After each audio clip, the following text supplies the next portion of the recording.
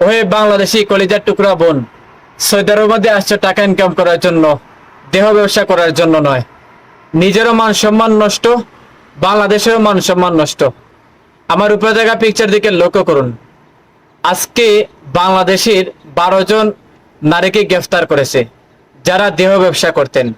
করা হচ্ছে তাদেরকে সৌদির পুলিশের আইন অনুযায়ী ফাঁসিতে ঝুলানো হবে।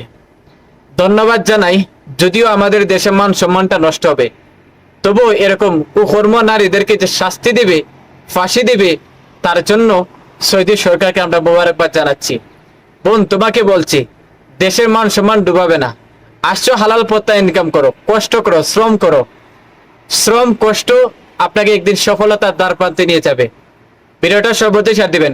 প্রবাসী বোনরা সতর্ক থাকবেন, এরকম কার্যকলাপে কখনো যাবেন না। গেলেই কিন্তু হঠাৎ আপনি এরকম অভিযানে পড়তে পারেন, তখন কিন্তু আর রেহাই পাবে না। ভিডিওটা সর্বদাই শেয়ার দেন, দেশের মান সম্মানটা রক্ষা করুন।